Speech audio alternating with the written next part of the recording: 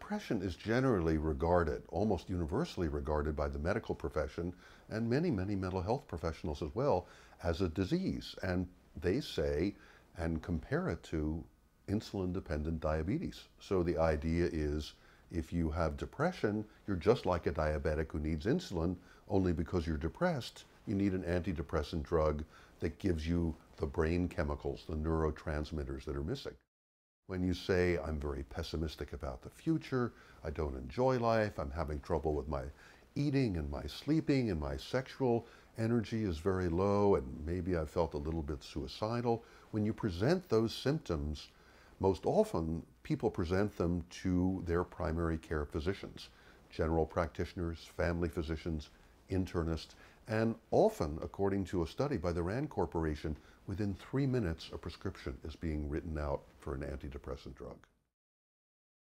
There is another way to work with depression, to teach people approaches and techniques they can use to bring about the physiological, the biological changes in their body, to improve their mood, to enhance their outlook on life, and to make their social functioning significantly better. What I want to say to those of you who are taking antidepressants is don't go off them precipitously. You should go off them with the guidance of a physician who will help you cut down the dose. These are very powerful drugs, and when you withdraw from them, you get symptoms. You may have agitation, anxiety, fatigue, restlessness. All of these things can be part of withdrawal. So you need to go off them under supervision. And while you're taking antidepressants and while you're withdrawing from them, you can begin with this unstuck approach. My approach begins with the understanding that depression is not a disease, that these signs and symptoms that we see of depressed mood and pessimism and difficulty eating and sleeping, they're a wake-up call. They're a sign that our life is out of balance and we need to begin a process to put our life back in balance. So that's where I start. And what I then do is give people step by step the techniques, the approaches, the attitudes, the possibilities that are there for coming through and beyond depression. Depression is not a disease, it's a journey. There are steps you can take on this journey that will reliably move you through and beyond depression, and not only help you feel better, but give you the experience and the understanding that you have done it yourself.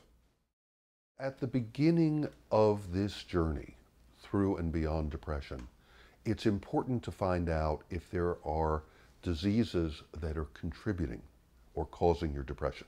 Depression is not a disease, but there are diseases, heart disease, cancer, neurological disorders are obvious ones that can cause depression.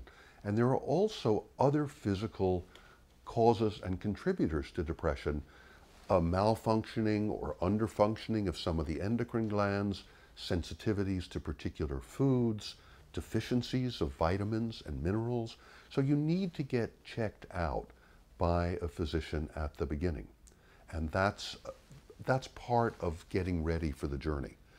Beyond that, it's also very important for most people to find a guide, a professional, a counselor, a therapist who understands, as I do and as I teach in Unstuck, that depression is a journey, somebody who can be there for you as a guide at each stage of this journey.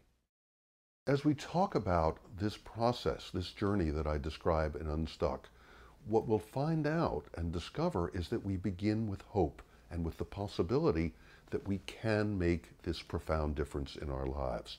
And then we'll go on to talk about the specific techniques, the relaxation and breathing techniques, the techniques of movement and dance, how we can use food and supplements to balance our biochemistry and improve our mood, how we can use techniques that mobilize our intuition and our imagination in written techniques, in drawings, in movement, that will help us discover solutions to problems that had looked insoluble. How we can reach out to others, find guides who can be there and help us move through this process. how we can use even the most dark and terrifying moments of this process as instructors to us, how we can learn from our problems rather than be overwhelmed or flee from them. And finally, how we can mobilize that part of ourselves that we call the spiritual, that part of ourselves that is actually and always in contact with something greater than ourselves. In the next session, we'll learn some simple techniques for relaxation, meditation techniques that I teach in Unstuck, that I use wherever I teach around the world. And I'll teach you how to do this technique to quiet yourself and improve your mood.